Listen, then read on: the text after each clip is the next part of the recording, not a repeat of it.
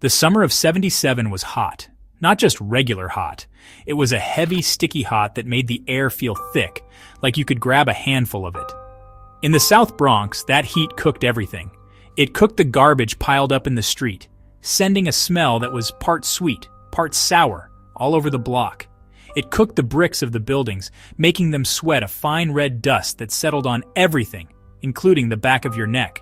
Mac, 13 years old, felt that heat every day. It was the first thing he felt when he woke up and the last thing he felt before he drifted off to the sound of sirens and music that never seemed to stop. His world was a symphony of noise. The boom of a salsa beat from a third-floor window, fighting with the funk blasting from a parked car down the street. The sharp crack of a bottle breaking on the sidewalk. The rumble of the elevated train that made the whole world shake for a minute. Kids yelling, mothers calling, old men arguing over a game of dominoes. Mac learned to hear it all, to separate the sounds. He knew the difference between a firecracker and a gunshot. He knew which shouts were just talk and which ones were about to turn into something else. It was a language you had to learn to live there. The buildings looked tired, like old men leaning against each other for support. Some had their windows boarded up, dark eyes staring out at the street.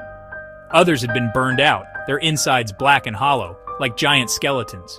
Graffiti covered every wall, a mix of names and art, a bright splash of color against the gray and brown. This was Mac's playground, his school, his whole world packed into a few square blocks.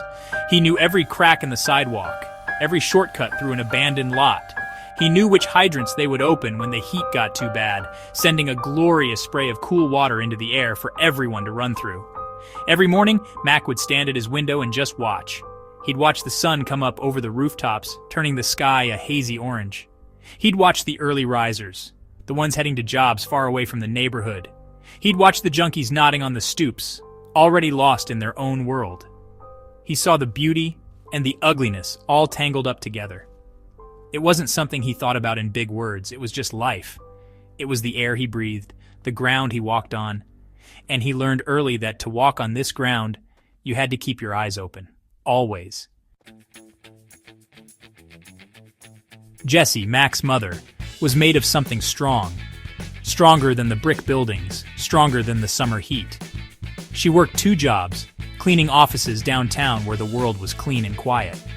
When she came home, her hands were rough and her feet were tired, but her eyes were always sharp. She'd look at Mac, and he felt like she could see right through him, right into the parts of his day he tried to hide. Her love was a shield, but it was also heavy. It came with a list of worries